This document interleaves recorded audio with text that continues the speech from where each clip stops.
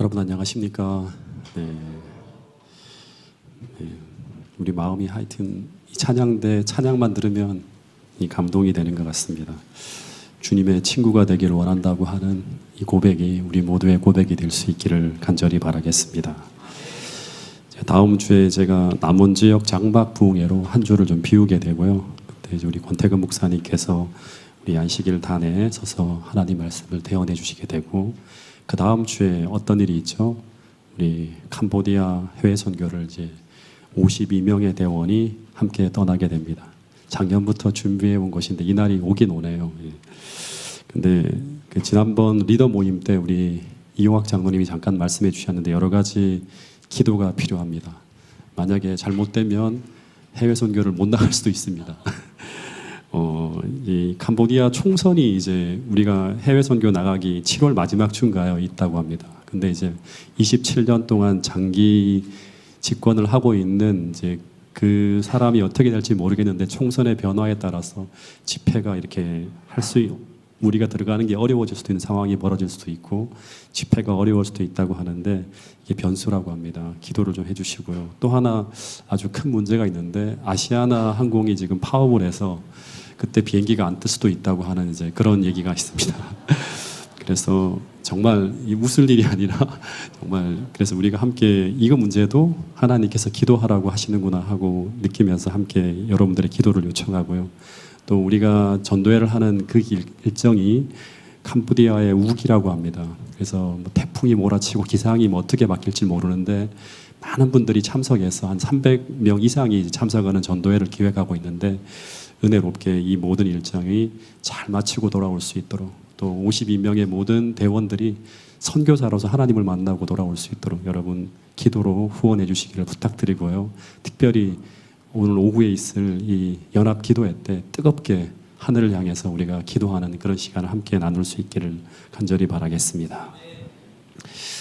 자, 오늘 말씀을 시작하기에 첫 성경절을 하나 우리 같이 읽고 그리고 말씀을 나누도록 하겠습니다. 우리 교동문으로 읽었던 말씀인데요. 같이 한번 읽어보겠습니다. 시작. 또 무리에게 이르시되 너희가 구름이 서쪽에서 이는 것을 보면 말하기를 과연 그러하고 남풍이 부는 것을 보면 말하기를 심히 더우리라 하나니 과연 그러하니라. 외식하는 자여 너희가 천지의 기상은 분간할 줄 알면서 어찌 이 시대는 분간하지 못하느냐. 옛날에 이제 할아버지 할머니들은 이제 하늘을 보면서 내일의 날씨를 많이 예측했다고 하죠. 예를 든다 그러면 이제 저녁에 이렇게 붉은 노을이 지면 어르신들이 마치 점장이처럼 어떤 말을 하죠? 내일 날씨는 어떻다? 맑겠다고 합니다. 근데 실제로 그 말대로 어김없이 그 다음 날 보면 날씨가 맑았다고 합니다. 이것이 과학적인 근거가 있는 거라고 합니다. 그 햇빛에 보면 가시광선 중에서 이 붉은 빛이 가장 멀리까지 비치는 빛인데 그런데 하늘에 습한 공기가 있으면 이 붉은 빛 파장이 산란되어서 노을이 만들어지지 않는다고 합니다. 노을이 진다고 하는 것은 해가 지는 쪽, 다시 말해서 서쪽 하늘의 공기가 맑다는 것을 의미한다고 합니다. 그 다음에 보면 이 반대로 비가 오는 날에는 이제 어떤 모습이 나타나는가 하면 이 달이 뜰 때 달무리가 생기면 이제 어른들이 어김없이 내일 흐리거나 비가 올 것이라고 얘기를 해요. 근데 밤하늘에 달무리가 진다고 하는 것은 뭔가 하면 하늘에 습한 공기가 몰려오고 있다고 하는 증거라고 합니다. 그래서 그 다음 날 비가 오거나 흐릴 확률이 높다고 해요. 그래서 우리 조상들이 이 하늘의 징조인 무엇을 보고 이 천기를 보고 내일의 날씨를 예측했고 그리고 그것을 보면서 내일을 준비했다고 하는 거예요. 근데 그런 것처럼 오늘 우리도 이 천기를 주님께서 뭐라고 하는가 하면 하늘이 보내주고 있는 징조를 분별하면서 시대를 분간할 줄 알아야지만 내일을 대비할 수 있다고 오늘 이 본문에서는 이야기하고 있습니다. 근데 지금 하늘이 보여주는 천기는 어떤가 하는 것입니다. 옛날에는 이 재림의 준비에 관한 설교를 준비하려고 인터넷을 뒤지면 정말 많은 곳을 뒤져야지만 뭔가 기사가 나오는데 요즘에는 제가 최근의 기사들만 몇 가지만 모아도 전부 다 이 재림의 징조를 말할 수 있을 만큼 많은 어떤 기사들이 나와요. 지금 이제 우리나라에 큰 비 피해가 나고 정말 큰 난리가 났는데, 근데 이런 극단적인 기상 현상이 우리나라에서만 벌어지고 있는 것이 아니라 전 세계적인 현상이라고 하는 거예요. 이 지난 7월 10일 바로 얼마 전이죠. 일본 후쿠오카에서 큰 폭우가 내렸는데 하루 내린 비의 양이 항상 이런 기사가 나와요. 관측 사상 최대치 423mm의 폭우가 내렸다고 하는, 한 35mm가 시간당 하루 종일 내리는 거예요. 그래서 신간센이 중단되고 많은 이재민이 발생했다고 하면서 큰 피해에 대한 이야기가 나와요. 근데 거의 비슷한 시기에 중국 충칭시에 벌어진 장면인데, 여기도 하루에 내린 최대 폭우, 그러니까 역특대 폭우라고 해서 어떻게 표현해야 될지 모르는 거예요. 예. 완전 도시가 마비됐다고 하는 기사가 나왔어요. 그리고 이 장면은 거의 비슷한 시기에 네덜란드예요. 예. 네덜란드에서 역대급 강풍을 동반한 최대급 태풍이 몰려왔는데, 이런 태풍은 보통 10월 정도에 나타나는 일인데, 근데 이례적으로 7월에 발생해서 1톤 트럭이 날아가고 거대한 나무가 뿌리째 뽑히고, 그래서 재난 최고 단계인 코드레드가 이제 발령되었다고 하는 기사가 나왔어요. 그리고 이것은 중국 베이징에 6월 22일부터 시작해서 7월 6일까지 보름 기간 동안 중국 베이징의 기온을 보여주는 그래프인데요. 6월 말부터 7월 초까지 40도가 넘는 날이 6일이나 되었고, 이틀을 제외하고는 모든 날이 다 사람의 체온보다 높은 그런 날로 꽉 채워져 있다고 하는 거예요. 여러분, 중국의 7월 평균 기온이 몇 도인가 제가 찾아봤어요. 몇 도인지 아세요? 평균 기온이 26도라고 합니다. 그러니까 뭔가 이상하고 놀라운 일이 벌어지고 있다고 하는 거예요. 그리고 이 기사는 미국 애리조나주 피닉스라고 하는 도시 이야기인데 19일 연속입니다. 43도가 넘는 최장 폭염을 기록했다고 하는 기사가 실렸어요. 사람이 살 수 없는 환경으로 변해버린 거죠. 예. 그리고 인도에서도 폭염 47도라고 하고 사망자가 속출했다고 하는 기사가 나오고, 중동에서는 체감 기온이 67도로 기온은 50도가 넘어갔어요. 그곳의 모든 사람들이 생명이 위태로운 지경으로 이제 지나가고 있다, 이런 얘기가 나와요. 이탈리아 로마도 41.8도로 기상 관측상 최고 기온을 기록했다고 하는. 그래서 이 폭염으로 유럽에서는 1만 명이 일주일 만에 1만 명이 죽었어요. 예. 이런 기사가 난무하고 있는데, 근데 이라도 뭐 이건 이례적인 거지만 뭐 또 돌아갈 거야라고 생각할 수 있는데, 그래서 근데 이제 지구의 회복 탄력성이 다 사라졌다고 하는 굉장히 주목할 만한 지표가 지난 6월 19일 미국 CNN에서 이제 발표된 기사가 나왔는데, 제가 이제 이거 보면서 조금 많은 생각을 하게 되었어요. 그 유럽 연합에 보면 이제 다 넘어갈게요.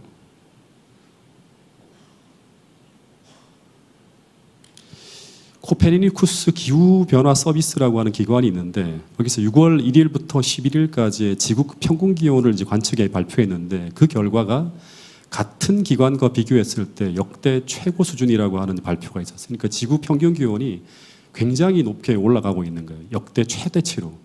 근데 동시에 두 가지의 또 이제 두 번째 지표 중에 우리가 같이 유의해야 될 지표가 하나 또 나왔는데, 그게 뭐냐 그러면 지구 해수면의 온도가 3월부터요 이례적으로 오르기 시작해서 4월에는 최대치를 찍고 역대 최고 수준을 보이고 있다고 하는 거예요. 이 바다는 표층에서 지구 기온을 이렇게 이제 쭉 빨아당기는 조절하는 기능을 하고 있다고 하는 거예요. 이게 이제 마비가 된 거예요. 그리고 세 번째는 계속 기사가 나오는 건데요. 그 남극의 빙하의 규모가 급격히 감소하면서 역대 최저치를 기록하고 있다고 합니다. 여러분, 남극의 빙하는 지구 기후를 조절하는 중요한 기능을 하고 있는 하나님이 만들어 놓으신 안전장치예요.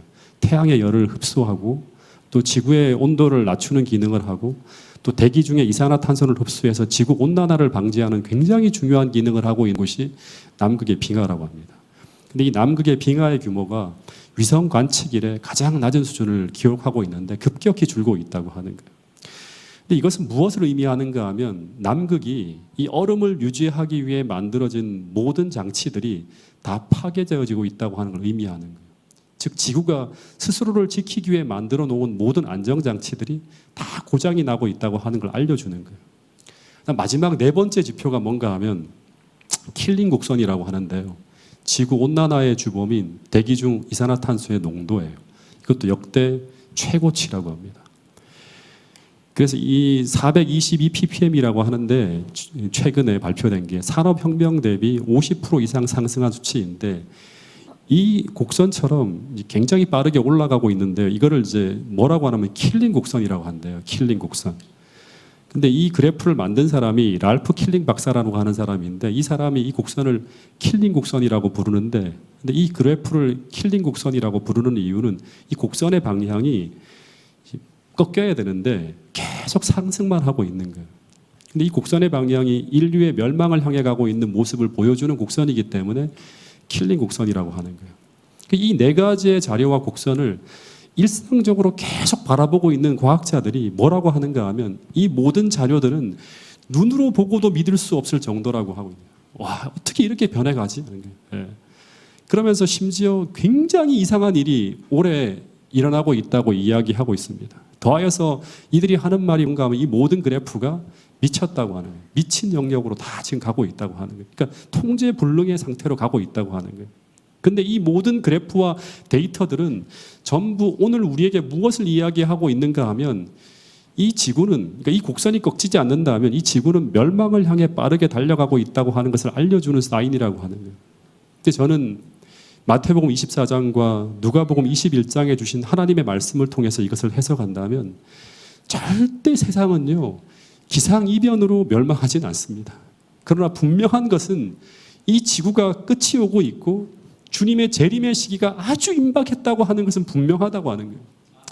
여러분, 우리가 생각하는 것보다, 우리가 예상하는 것보다 훨씬 더 예수님의 재림이 임박했다고 하는 것을 우리 모두가 기억할 수 있었으면 좋겠습니다.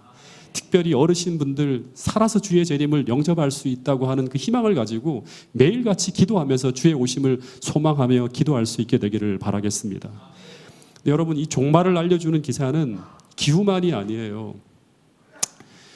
그 미국 캥싱턴이라고 하는 도시인데요. 여러분 아마 조금만 뉴스를 자세히 찾아보는 분들은 아실 거예요. 이 도시가 완전히 마약으로 점령되어집니다. 온 도시가 거리마다 마약 중독자로 거의 폐허가 되고 있는 도시로 변해가고 있고요. 그리고 이 도시는 제가 작년에 갔던 샌프란시스코인데 제가 숙소에도 막 전부 다 이제 그런 어떤 창들을 다 쳐놨는데 1년 만에 더 심하게 변했어요. 코로나 이후에 이 마약과 범죄로 인해서 이 샌프란시스코 중심가의 건물들이 다 문을 닫고요. 보이는 곳마다 다 공실이 되어서 도시 공동화 사태가 벌어지고 있다고 하는 이 중앙에 있는 백화점 건물들이에요. 여러분 세상은 보이지 않는 곳에서 상상할 수 없을 정도로 참혹한 범죄와 음란과 도덕성이 완전히 말살되어지는 일들이 곳곳에서 벌어지고 있다고 하는 거예요. 근데 여러분 만물이 이렇게 고통하며 신음하는 이 위기에서 누가 과연 우리를 건져낼 수 있을까? 이런 질문들을 우리가 하게 돼요. 그런데 이런 세상을 구하기 위해서 빠르게 움직이는 인물이 있어요. 그 인물이 누구인가 하면 바로 프란치스코 교황이에요. 여러분 이 인물은 우리가 재림의 징조로서 가장 주목해 보아야 될 모습입니다. 인물입니다. 이 교황이 2015년도에 훨씬 선제적이죠. 2015년도에 아주 유명한 하나의 회칙을 발표했는데 이것이 바로 뭔가 하면 라우더 도시라고 하는 찬미 받으소서라고 하는 교황이 이제 회칙을 2015년도에 발표합니다. 근데 이 회칙은 지금 7년이 됐거든요. 7주년으로 해서 막 기념하는 그런 이제 일들도 벌어지는데 이 종말적 기후 위기에 맞서서 전 세계를 구원하기 위해 교황이 마련한 아주 광범위하고요 디테일한 방법들이 담겨 있는 하나의 회칙 교서예요. 근데 이 내용 속에 보면 제가 어저께도 쭉 다 읽어봤는데 기후 문제만이 아니라 인간이 초래한 생태 위기의 근원으로서 기술만능주의, 인간 중심주의를 다 비판합니다. 굉장히 감동적인 글이에요. 그리고 통합적이고 지속 가능한 발전을 위한 다양한 방법들을 다 제시합니다. 3장을 보면 심지어 고용과 노동 문제까지 다루고 있고요. 4장에서는 세상을 완전히 새로운 패러다임으로 바꿀 수 있는 그러한 내용들을 제안하는 내용들이 담겨 있고요. 그래서 이 회칙에는 환경 문제뿐 아니라 인간 사회 문제를 포함한 다양한 문제를 아우르는 사회 제도뿐 아니라 심지어 어떤 얘기까지 나오는가 하면 소속감과 편안함을 증진시키기 위한 도시계획까지 다 담겨 있어요. 유토피아를 새롭게 만들 수 있는. 그리고 이런 새로운 세계를 건설하던 일에 전 세계가 연대해서 정치적 사회적 운동으로 발전시켜서 이 지구 문제를 함께 해결하자고 촉구하는 내용이 담겨 있어요. 그래서 하나님께 이 모든 것을 봉헌해 드리자. 찬미 받으소서 하는 거예요. 근데 제가 만일 천주교 신자라면, 아니 제가 천주교 신자가 아니더라도 재림교회 성도만 아니라면 저는 이 세계 문제를 풀 수 있는 유일한 지도자, 모든 종파를 초월하여 존경받고 있는 이 교황이 어떻게 보면 이 전 지구적 문제를 풀 수 있는 구세주로서 등장할 때 저는 아무런 거부감 없이 받아들일 수 있을 것 같아요. 이걸 다 읽어보면. 여러분, 지금 세상은 절박한 문제로 들어갈 것이고요. 그리고 이 기후 문제, 기후변화 문제는 긴급하게 해결해야 될 인류의 가장 어떻게 보면 급선적으로 해결해야 될 문제예요. 근데 이 문제를 해결할 수 있는 영웅 같은 구세주를 지금 찾으려 할 것이고요. 그런데 그때 답이 누구다? 이 교황은 지금 전 지구적 문제를 해결할 해결사가 되어 나타날 주기를 소리 없이 다 해나가고 있다고 하는 거예요. 지금 교황은 모든 서방 지도자들을 향해서 이 환경 문제 해결을 촉구하는 그런 계속 이 일을 하고 있어요. 그래서 시급하게 서둘러라고 하는 강조를 하고요. 심지어 바이든과 더불어서 통화도 하면서 기후변화 문제, 난민 문제에 협력을 할 것을 기대한다고 하면서 이런 이 정치적인 어떤 그런 메시지를 계속 던지고 있고요. 심지어 지금 서방 모든 세계가 풀지 못하는 우크라이나와 러시아의 문제 해결을 위해서 비밀리에 뭘 했다? 특사를 파송했어요. 여러분, 다 모든 문제의 해답이 다 교황이 되고 가고 있는 거예요. 도덕이 땅에 떨어지고 이런 종말적 범죄와 숱한 인류 문제에 대한 답을 가지고 지금 소리 없이 계속 움직이고 있는 인물이 바로 누구이다? 교황이라고 하는 것입니다. 여러분, 그런데 궁극적으로 교황은 이 기후 문제와 전쟁 문제, 흉포화된 이 범죄 문제 해결을 위해서 그가 제시할 마지막 메시지는 뭔가 하면 하나님께로 돌아가야 된다고 하는 메시지를 전할 것입니다. 그래서 이 일을 위해서 이 세상에 재난이 가득한 이유와 세상의 모든 범죄는 바로 우리가 하나님을 경배하지 않고 있기 때문이라고 하면서 무엇을 제시한다? 일요일 준수 시험령이 미래에 내려질 것이라고 하는 것이 계시록 13장에서 이야기하는 마지막 시나리오예요. 여러분, 그래서 저는 이런 이 내용들을 좀 주목해 보게 되었는데요. 이 두 가지 지금 예언의 신의 말씀을 같이 한번 읽어보겠습니다. 시작. 사단은 사건들을 아전 인수격으로 해석한다. 그리하여 사람들은 그가 그들로 그렇게 생각하게 하기를 원하는 대로 지상에 가득한 재난은 일요일을 준수하지 않는 결과라고 생각한다. 하나님의 진노를 달래기 위한 생각으로 이 영향력 있는 사람들은 일요일 준수를 강요하는 법령을 만든다. 마지막 날 사건들에 있는 그 기사고요. 또 대쟁투에 있는 기사 하나 더 읽겠습니다. 시작. 바로 그 부류에 속한 사람들은 급속히 퍼져가는 타락적 풍조가 소위 그리스도인 안식일을 모독하는 데서 기인된다는 것과 일요일 준수를 강요함으로 사회의 도덕이 크게 개선될 것이라고 주장한다. 예, 여러분, 그래서 지금 벌어지고 있는 이 모든 상황은요, 오늘 우리에게 어떤 메시지를 주고 있는가 하면 지금 성경은 이 모든 상황을 통해서 우리에게 어떤 메시지를 전하는가 하면 지금 이 시기는 어떤 시기다? 깨어나야 될 시기라고 분명히 소리치고 있다고 하는 거예요. 로마서 13장 11절에 보면 또한 너희가 이 시기를 알거니와 자다가 깰 때가 벌써 되었으니 이는 이제 우리의 구원이 처음 믿을 때보다 가까움이라고 하는 거예요. 여러분, 근데 심각한 문제는 뭔가 하면 현재 대부분의 그리스도인들이 이 시기를 우리가 느낄 만큼 느끼며 각성하지 못하고 있다고 하는 거예요. 주님이 원하시는 삶을 우리가 살아내지 못하고 있다고 하는 것입니다.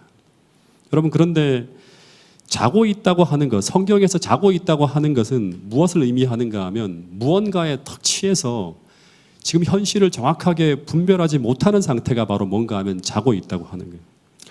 성경 곳곳에서 주님은 이 마지막 때 재림을 준비하는 당신의 백성들에게 재림 준비의 시작으로 두 가지를 이야기하고 있어요. 이 두 가지를 여러분 마음속에 담고 돌아가면 좋겠어요. 그 하나가 뭔가 하면 첫 번째는 깨어나라고 하는 거예요. 두 번째는 뭐냐 그러면 기도하라고 하는 거예요. 즉, 이 종말에 세상이 어두워지고 영적으로 가장 깊은 밤을 지나가게 될 텐데 그 시각 그리스도인들은 어떻게 살아야 되는가 하면 영적으로 잠들어 있으면 안 되기 때문에 첫 번째는 영적 각성이 일어나야 돼요. 깨워야 된다고 하는 거예요. 즉 시대를 분별해야 된다고 하는 것입니다. 두 번째는 뭔가 하면 이 시대에 걸맞게 내가 어떻게 살아야 될지에 대해서 하나님으로부터 끊임없이 들어서 하늘과 교신이 가능한 상태의 삶을 살아가야 된다고 하는 것이 예수님께서 이 마지막 시대에 당신의 백성들에게 전하는 아주 중요한 기별이라고 하는 거예요. 즉 이게 어떤 말인가 하면 하늘과 정상적 교통이 가능한 삶을 살아가야 된다고 하는 것입니다.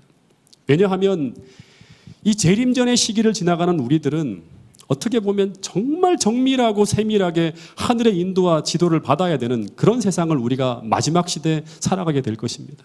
왜냐하면 지금 사단은 그가 할 수 있는 모든 수단과 방법을 총동원해서 이 미혹과 거짓으로 우리의 하늘 가나안을 향한 전진을 막으려 할 것이기 때문에 우리는 늘 깨어서 하늘의 메시지를 항상 수신할 수 있는 그런 상태의 삶을 살아가야 된다고 하는 것입니다.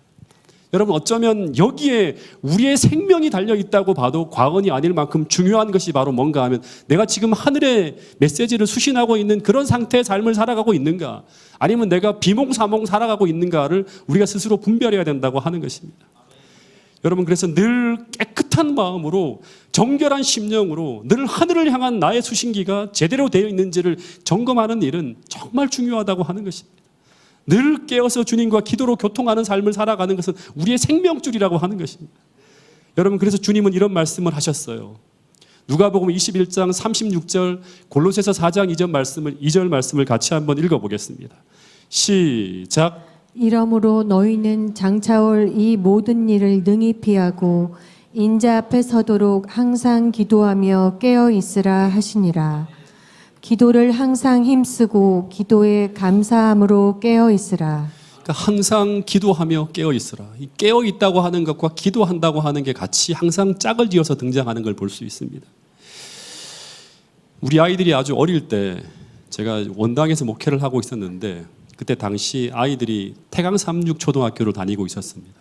그래서 고양시에서 이제 그 원당이라는 곳에서 이제 IC가 있어요. 거기서 이제 올려서 이 별내까지 통학을 시켰는데, 그때 당시 제가 이제 매일같이 교회에서 새벽 기도회를 하고 있었기 때문에 한 새벽 4시 반쯤 일어나서 씻고 준비하고 말씀을 아침에 나눠야 될 말씀을 다시 한번 점검하고 그리고 이제 교회로 가면 5시 반에서부터 시작해서 기도회를 이제 1시간 반 정도 합니다. 그럼 7시 정도쯤에서 마치고 돌아오게 돼요.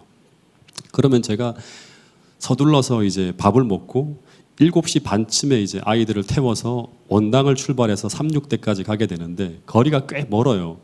근데 당시에 이제 외곽순환 고속도로가 딱 뚫려서 그 시간이 40분 정도 딱 소요가 됩니다. 그래서 아이들을 천성교회 앞에 있는 태강섬육초등학교 앞에 도로에 딱 내려놓으면 이제 8시 10분쯤 되는데 그때 다시 이제 삼육대에서 턴을 해서요. 외곽순환 고속도로를 다시 올립니다. 근데 그렇게 돌아오다 보면 한 10분에서 20분 정도 딱 지나면 8시 30분쯤 되면요. 그러면 어김없이 찾아오는 손님이 있어요. 그게 뭘까요? 네, 졸음입니다. 네. 졸음이 몰려오면서 처음에는 이제 연신 하품을 합니다. 그리고 그 다음부터 눈이 천근만근으로 막 무거워지기 시작해요. 그러면 이제 졸음과의 전쟁이 시작됩니다. 그럼 제가 제일 먼저 하는 일이 뭔가 하면 먼저 창문을 탁 열어요. 그리고 심호흡을 합니다. 하면 심호흡을 해요. 산소가 부족할까 싶어서. 근데 여전히 눈이 감겨요. 그 다음에는 뭘 하는가 하면 음악을 아주 크게 틀고 노래를 막 불러요. 근데 약발이 전혀 안 맞습니다. 그 다음에는 어떻게 하는가 하면 뺨을 때리고 허벅지를 아프게 꼬잡고 귀를 잡아 당기고 막 소리를 지르기 시작합니다. 근데 이상하게 백약이 무효입니다. 눈이 점점 더 무거워집니다. 근데 당시 제 모습을 생각하면 제 머리로는 여기서 졸며 운전하는 것이 얼마나 위험한지 머리로는 알아요. 여기서 눈을 감으면 내가 죽을 수 있다는 것도 알아요. 이제 애들하고 뭐 가족들을 다 못 본다고 하는 것도 알아요. 반드시 지금 깨어나야 될 때라고 하는 걸 이성적으로는 알아요. 이상하게 아무리 깨어나려고 몸부림을 쳐도 못 깨어난다고 하는 거예요. 예. 마찬가지로 우리도 지금 이 시대에 재림의 징조가 넘쳐나고 말씀을 볼 때마다 우리가 이 순간 어떻게 살아야 된다는 것은 알지만 이렇게 살면 안 된다는 것, 여기서 깨어나지 않고 이대로 흘러가면 내 신앙이 위험해진다고 하는 걸 알지만 근데 이상하게 깨어나지 못하고 뭔가와 취해서 계속 세상으로 끌려가고 있다고 하는 것을 누구나 다 느낄 것이라는 생각이 듭니다. 근데 온갖 것을 다 해도 잠에서 깨어나지 못하고 있을 그때 갑자기 휴대폰을 바라보는데 거기에 전화가 연신 걸려오고 있는 거예요. 근데 그 전화는 제 아내가 제게 거는 전화였어요. 근데 제가 비몽사몽간에 그 전화를 딱 받았는데, 근데 그때 이 성주 엄마가 제게 하는 말이 뭔가 하면 왜 전화 안 받냐고, 그러면서 하는 말이 뭐냐 그러면 당신 지금 졸고 있지 하는 거예요. 근데 그 전화를 받는 순간 놀랍게도요, 온갖 것을 다 해도 깨어나지 않던 잠이 스르르 깨어나면서 정신이 번쩍 나기 시작합니다. 여러분, 그 순간 내가 얼마나 위험한 짓을 했는지 그 순간 제가 깨닫게 되는데요. 근데 여러분, 이게 조는 사람이 휴대전화 통화가 이제 운전 중에 하면 안 되지만 잠을 깰 수 있는 유일한 방법이라고 하는 걸 제가 그때 알게 되었고, 실제로 기사를 찾아보니까 그게 완전 특효약이라고 합니다. 여러분, 마찬가지예요. 영적 졸음운전을 하는 사람에게 우리가 아무리 경고를 하고 아무리 소리를 질러도 스스로는 절대 깨어나지 못합니다. 그것이 위험하다고 하는 것을 알고 있고 그렇게 살면 안 된다고 하는 것을 알고 있지만 스스로는 깨어나지 못한다고 하는 것입니다. 근데 잠들어 있는 영혼을 깨울 수 있는 유일한 방법은 그 옆에 있는 보이는 사람의 말이 아니라 이 보이지 않는 분과의 교신이 시작되어질 때, 그때부터 영적 의식이 돌아오고 영적 잠에서 깨어나게 된다고 하는 사실입니다. 여러분, 그래서 어쩌면 천년계의 징조, 세상에 벌어지는 현상과 사건들, 그리고 우리가 겪는 어려운 시련들은 전부 주님께서 우리와 교신하려고 시도하시는, 어쩌면 하늘에서 걸려온 전화벨 소리라고 하는 것을 여러분 인식할 수 있게 되기를 간절히 바라겠습니다. 그런 소리가 들려올 때 우리는 따르릉거리는 이 전화벨 소리를 듣기만 하는 것이 아니라, 그리고 지금이 위험한 상황이라고 하는 것을 이성적으로 느끼는 것만이 아니라 그때부터 일어나서 머리를 들고 주님과 교신을 시작하기 위해서 기도하는 삶으로 우리 삶을 개혁할 필요가 있다고 하는 것을 우리 모두가 꼭 깨달을 수 있게 되기를 간절히 바라겠습니다. 근데 만약 이 징조와 사인이 계속되고 있는데도 불구하고 우리 삶의 영적 졸음운전이 계속되어진다면 어쩌면 우리는 평생 소망하던 그 소중한 것을 잃어버리고 언젠가 정신이 돌아오게 되는 그날 땅을 치며 통곡하는 일이 벌어질 수도 있다고 하는 사실을 우리 모두가 꼭 기억할 수 있게 되기를 간절히 바라겠습니다. 예수님이 마태복음 24장 32절에서 이런 말씀을 하고 있는 거예요. 자, 또 한 번 우리 이 주님의 말씀을 주목하며 같이 한번 읽어보겠습니다. 시작. 무화과 나무의 비유를 배우라. 그 가지가 연하여지고 잎사귀를 내면 여름이 가까운 줄 아나니 이와 같이 너희도 이 모든 것을 보거든 인자가 가까이 곧 문 앞에 이른 줄 알라. 이럴 때 어떻게 해야 되는가? 이런 일이 되기를 시작하거든 어떻게 알아? 일어나 머리를 들라고 하는 거예요. 여러분, 머리를 든다고 하는 것은 무엇인가 하면 영적으로 각성하며 이제 하늘을 바라보면서 하늘과 교신하기 시작한다고 하는 걸 의미하는 거예요. 땅을 보는 게 아니라 하늘을 바라보는 거예요. 근데 여러분, 이 하늘과 교신한다고 하는 것은 계시록 14장에 보면 재림시에 살아서 구원을 받는 14만 4천인이 나오는데 그들이 소유한 특징 중에 하나가 뭔가 하면 어린 양이 어디로 인도하든지 따라가는 사람들이라고 하는 거예요. 근데 오늘 우리가 어린 양이 어디로 인도하든지 따라가기 위해서 반드시 소유해야 될 가장 중요한 특징 중에 하나가 무엇인가 하면 바로 하늘과 교신이 가능한가 하는 거예요. 이 들어야지만 우리가 따라갈 수 있는 거예요. 듣지 못하면 내 마음대로 가는 겁니다. 여러분, 하늘과 교신이 끊어지면 우리는 절대로 어린 양을 따라갈 수 없다고 하는 사실을 기억하시고 영적으로 각성해서 지금 내 삶의 자세가 하늘과 교신이 가능한 그런 자세로 삶을 개혁할 수 있는 여러분과 저가 될 수 있기를 간절히 바라겠습니다. 출애굽기를 살펴보면 출애굽기 7장부터 14장까지 13장까지 애굽의 10재앙이 쏟아지는데요. 그런데 출애굽기 12장에 마지막 10번째 재앙이 쏟아지기 직전 하나님께서 이 마지막 재앙이 내려지기 직전에 온 이집트 지역에 살고 있는 하나님 백성들에게 재앙을 피할 수 있는 마지막 경고 방송을 하시는 장면이 나옵니다. 근데 이 장면을 보면 제가 어떤 생각을 했는가 하면 이것은 마치 계시록 7장에 보면 내 천사가 재앙의 바람을 붙잡고 있을 때 이 재앙의 바람이 불기 전에 하나님께서 이제 세상에 뭘 전하는가 하면 경고 방송을 하죠. 새 천사의 기별을 통해서 마지막 경고 방송을 하는 장면과 비슷한 장면이라고 하는 생각을 하게 되었어요. 이 경고 방송은 큰 재앙이 불기 전에 항상 하나님께서는 어떻게 하는가 하면 모든 사람들에게 생명을 구할 수 있는 방법을 알려주는 영원한 복음을 전한다고 하는 거예요. 어떻게 하면 살 수 있는지를 다 알려줘요. 예. 똑같이 하나님은 당시 이집트에 있는 모든 사람들에게 큰 재앙의 바람이 불기 전에 장자를 살릴 수 있는 방법을 말씀하시면서 피난처를 알려줍니다. 그리고 그 경고를 따라 순종하는 자들은 하나님께서 어떻게 하는가 하면 당신의 백성으로 구별하시고 이들을 데리고 어떻게 하는가 하면 가나안을 향해서 출애굽을 시작하게 됩니다. 그래서 이 재앙의 때를 보낼 때 살려고 하는 모든 자들, 그리고 정말 가나안을 향해 떠나기를 소망하는 모든 자들은 어떻게 해야 되는가 하면 모두 이 모세의 입을 통해서 하늘에서 들려오는 메시지를 하나도 놓쳐서는 안 된다고 하는 거예요. 즉 모든 메시지를 수신하고 세밀하게 그 메시지를 따라 순종하는 것, 이것이 하나님 백성의 생존이 걸려있는 너무나 중요한 것이었다고 하는 거예요. 그래서 하나하나 당시의 방법들을 알려주는데 첫 번째는 뭐냐 그러면 1년 된 흠없는 어린 양 한 마리를 잡고 그 피를 임방과 물선주에 다 바르고 그 다음에 그 가족들과 함께 집안에서 재앙이 지나가기를 기다려야 되고 그 다음에 어떻게 해야 되는가, 그 안에서 죽임을 당한 어린 양의 고기를 불에 구워서 쓴나물과 함께 모든 식구들이 나누어 먹어야 돼요. 그리고 난 후에 또 하나 진짜 이들이 놓쳐서는 안 되는 중요한 메시지를 하나 더 주시는데 그게 출애굽기 12장 11절에 있는 말씀이에요. 이 말씀은 같이 한번 읽어보겠습니다. 시작. 너희는 그것을 이렇게 먹을지니 허리에 띠를 띠고 발에 신을 신고 손에 지팡이를 잡고 급히 먹으라. 이것이 여호와의 유월절이니라. 그러니까 여기 보니까 11절에 유월절 음식을 먹을 때 이렇게 먹을지니 하면서 못 먹는 방법이 나와요. 근데 이 말씀의 의미는 뭔가 하면 애굽을 떠나라고 하는 명령이 어느 순간에 내려질지 모르기 때문에 너희는 그 출발 명령이 떨어지면 어떻게 알아? 곧바로 떠날 수 있도록 모든 준비를 끝내고 언제라도 떠날 상태를 어떻게 알아? 유지하는 삶을 살라고 하는 거예요. 네. 왜 그렇게 해야 되는가? 우리가 아는 것처럼 이 바로의 마음은 또다시 바뀌게 돼요. 그러니까 은혜의 시기가 잠깐 열렸다가 닫혀진다고 하는 거예요. 탈출의 문이 열릴 때 그래 즉시 떠나야 된다고 하는 거예요. 지체하면 못 떠날 수도 있다고 하는 거예요. 그래서 복장도 어떻게 알아? 마치 떠날 사람처럼 허리에 띠를 띠고 발에는 신발을 신고 음식을 먹더라도 어떻게 먹어라? 천천히 먹지 말고 어떻게 먹어라? 급히 먹으라고 하는 거예요. 이 말은 음식을 먹는 중에 떠나라는 명령이 떨어지면 어떻게 알아? 마치 숟가락을 놓고 떠날 수 있을 정도로 언제라도 마음을 놓지 말고 기다리라고 하는 거예요. 그래서 당시 출애굽이 임박한 그날 밤에 이스라엘 백성들 중 어느 누구도 그 유월절 밤에 졸거나 잠을 자는 사람은 없었을 거예요.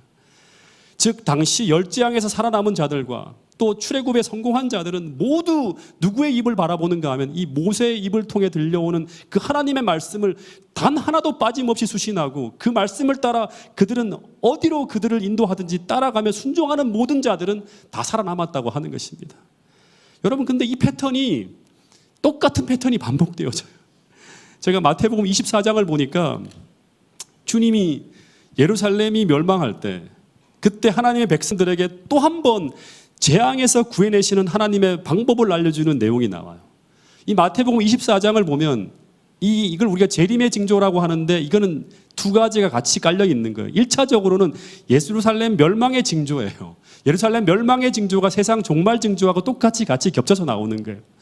예수님이 예루살렘이 멸망할 때 그때 하나님 백성들에게 또 한 번 어떻게 이 재앙에서 너희들이 살 수 있는지 방법을 설명하는 내용이 나와요. 멸망의 징조를 쭉 말씀하시다가 이 멸망이라고 하는 엄청난 재앙이 벌어지기 직전 하나님의 백성들이 그때 살아남기 위해서 어떻게 해야 되는지를 말씀하셨어요. 한번 같이 읽어볼까요? 이게 유월절과 비슷한 패턴으로 돌아갑니다.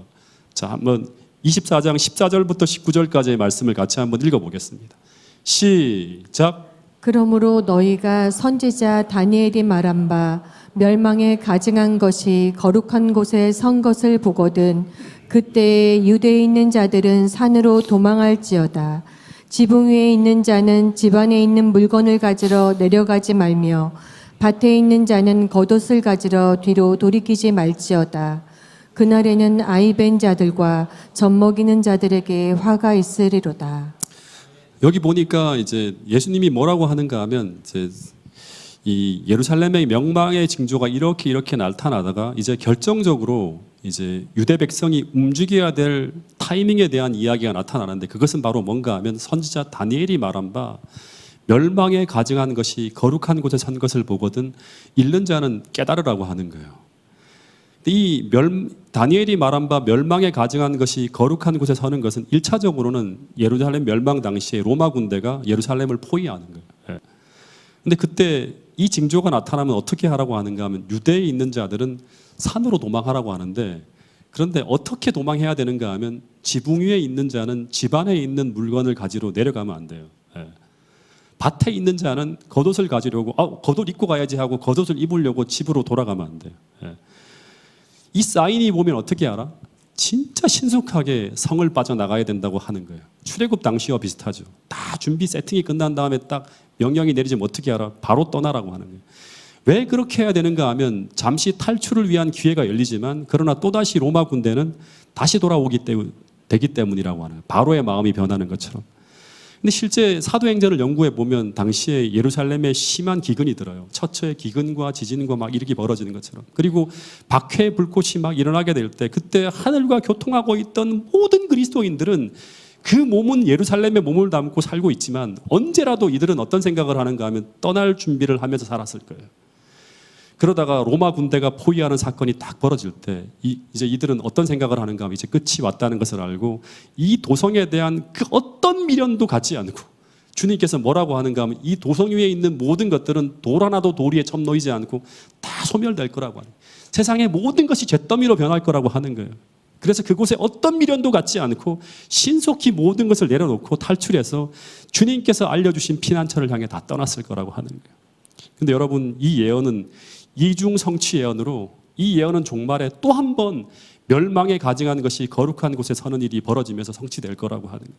다시 말해 종말에 하나님의 백성들이 이제 이 세상을 빠져나가야 될 그때 온 세상을 사단의 대리자가 포위하는 일이 벌어지게 될 것이고, 그리고 하나님 백성들의 신앙까지 강제하는 일이 벌어지게 될 때, 다시 말하면 이 예루살렘을 포위하는 것처럼 하나님 백성들을 완전히 포위하는 일이 벌어지게 될 때, 그런데 그날이 시작될 때 하늘과 교통하는 하나님의 백성들은 분명히 하나님의 피난처를 알게 될 것이고 주님의 인도를 따라서 움직이게 될 것이라고 하는 것입니다. 그때 우리는 내가 어떤 직책을 붙잡고 있든지, 내가 얼마나 어마어마한 보물을 세상에 쌓아두었든지, 내가 어떤 인간관계로 맺어져 있든지 그 모든 것을 다 내려놓고 가장 신속하게 하나님께서 열어주신 그 구원의 기회를 보면서 주님께서 인도하시는 그 안전한 피난처로 탈출하게 될 것이라고 하는 것입니다. 그런데 그런 순종을 그때 하기 위해서 오늘 우리는 무엇을 해야 되는가? 계속 말씀드리지만 하늘과 정밀하고 세밀하게 교통하고 있어야 된다고 하는 것입니다. 끊임없이 말씀으로 기도로 끊임없이 교통하면서 계속 순종하는 것을 연습하고 있어야 된다고 하는 것입니다. 그래서 언제라도 주님께서 떠나라고 하면 내가 머물고 있는 그 모든 세상 것들이 마치 예루살렘 멸망의 때 다 잿더미로 변하고 돌 하나도 돌 위에 첨놓이지 않을 것이라고 하는 그 믿음으로 모든 것을 내려놓을 수 있어야 된다고 하는 것입니다. 여러분, 실제 예루살렘 멸망 당시에 로마 군대가 예루살렘을 포위한 후 갑자기 이제 로마의 변란이 생겨서 포위를 풀고 돌아갈 때, 그때 예루살렘 성내에 있던 수많은 유대인들이 이 잠시 찾아온 평안을 만끽하면서 만세를 외치며 승리를 외치고 있었지만, 당시 성경과 예언을 통해서 하늘과 교통하고 있는 모든 그리스도인들은 단 한 사람도 빠짐없이 성문을 빠져나와서 어디로 가는가 하면 펠라라고 하는 곳으로 다 달아납니다. 그리고 그들은 단 한 명도 죽지 않고 살아남았다고 하는 이야기가 나옵니다. 여러분, 시대의 소망 634페이지에는 이런 말씀이 있어요. 같이 한번 읽어보겠습니다. 시작.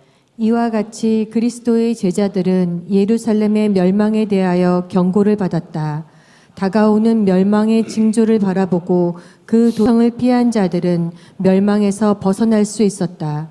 그와 같이 이제 우리들에게도 그리스도의 재림과 세상에 임할 멸망에 대한 경고가 주어졌다.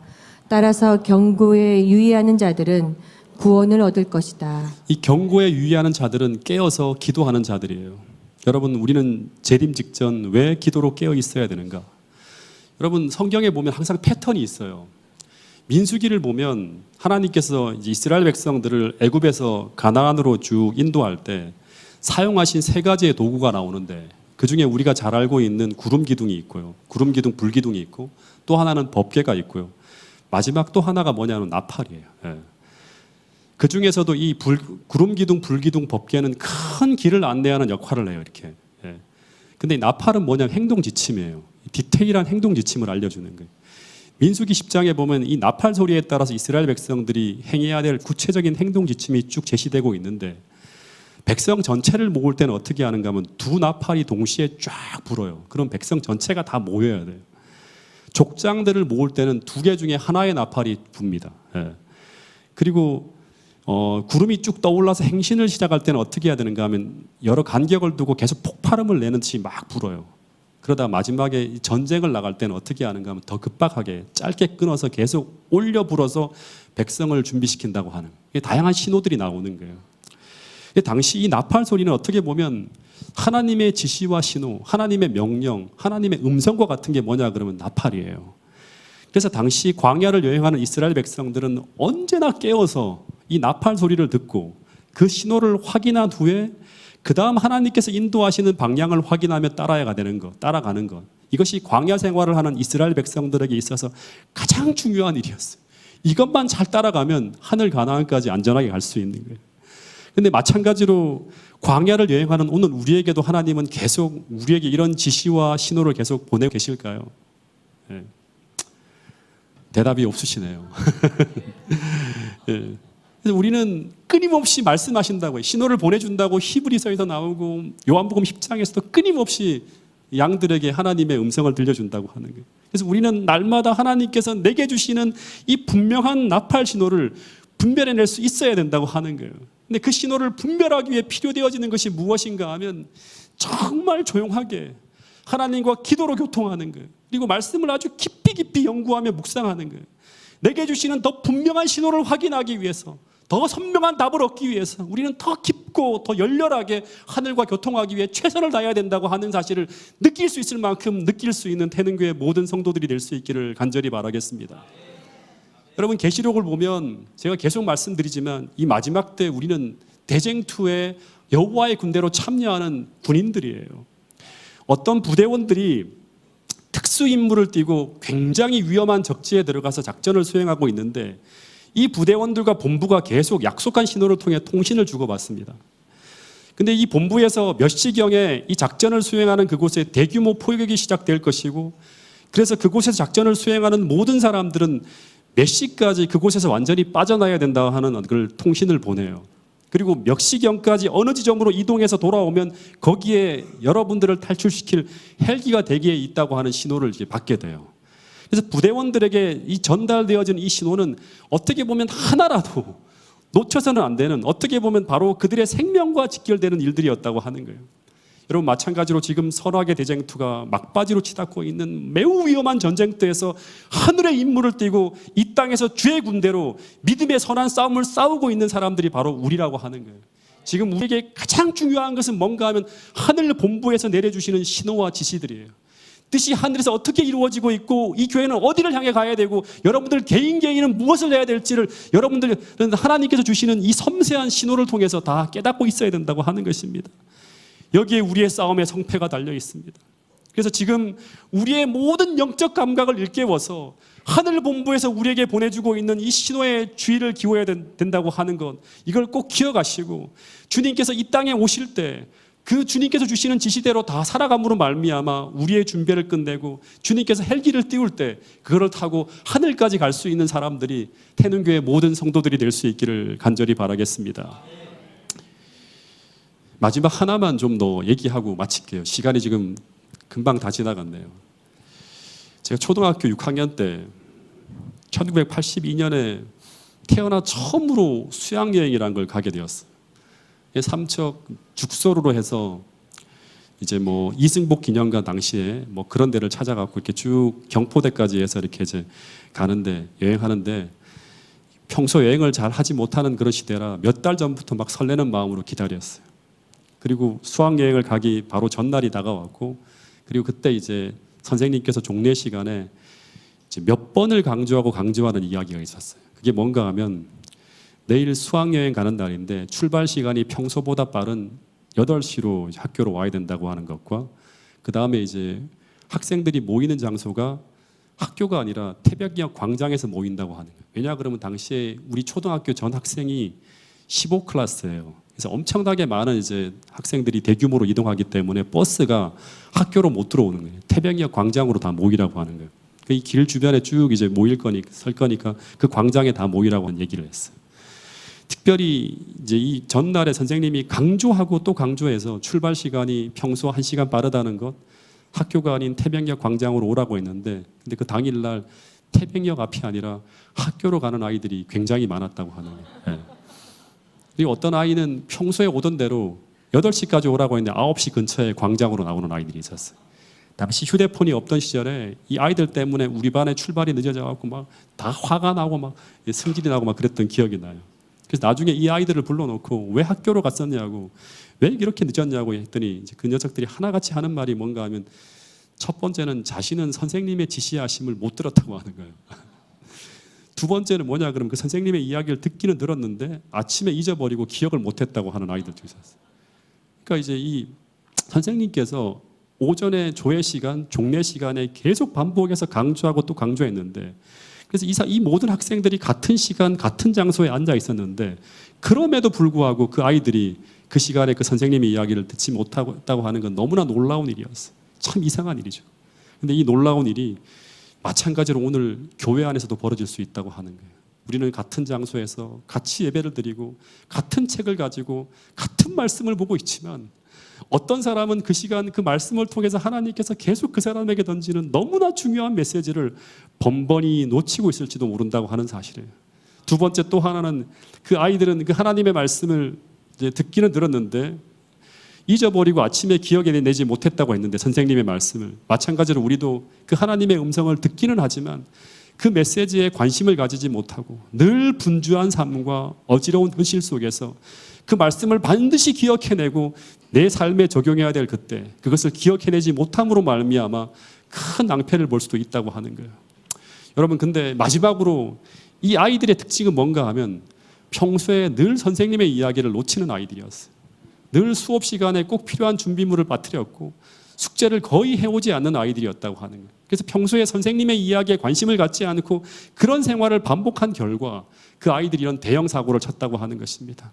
이 사고는 그날은 어떻게 해야 되는가 하면 평소대로가 아닌 평소와 다르게 행동해야 될 시간, 그들은 평소대로 행동함으로 말미암아 선생님과 약속한 그 장소가 아닌 다른 곳에서 선생님을 기다렸다고 하는 것입니다. 큰 낭패를 보게 되었다고 하는 것이죠. 여러분, 오늘 우리는 하나님 앞에 어떤 학생들인가 한번 스스로 물어보시길 바랍니다. 이제 우리는 하늘나라로 여행하는 하늘 수학여행의 날짜가 다가오고 있음을 우리 모두가 꼭 기억하고, 우리가 두려운 마음이 아니라 설레는 마음으로 그 여행을 준비하기 위해서 오늘 우리에게 주신 제시하시는 이 모든 것들을 성실하게 준비하고 어떻게 기도해야 될지를 우리 모두가 개인적으로 알 수 있게 되기를 간절히 바라겠습니다. 그것을 오늘 기억하고 거기에 필요한 준비들을 잘 마무리해서 주님과 함께 떠나는 그날, 주님께서 계신 그 출발 지점에 모든 준비를 갖추어서 함께 모일 수 있는 태능교회 모든 성도들이 될 수 있기를 간절히 바라겠습니다. 마지막 말씀 이거 읽고 마치도록 하겠습니다. 누가복음 12장 35절부터 40절 말씀입니다. 시작. 허리에 띠를 띠고 등불을 켜고 서 있으라. 너희는 마치 그 주인이 혼인집에서 돌아와 문을 두드리면 곧 열어주려고 기다리는 사람과 같이 되라. 주인이 와서 깨어 있는 것을 보면 그 종들은 복이 있으리로다. 내가 진실로 너희에게 이르노니 주인이 띠를 띠고 그 종들을 자리에 앉히고 나와 수종들리라. 주인이 혹 이경에나 혹 삼경에 이르러서도 종들이 그같이 하고 있는 것을 보면 그 종들은 복이 있으리로다. 너희도 아는 바니 집주인이 만일 도둑이 어느 때에 이를 줄 알았더라면 그 집을 뚫지 못하게 하였으리라. 그러므로 너희도 준비하고 있으라. 생각하지 않은 때에 인자가 오리라 하시니라. 말씀을 마치겠습니다.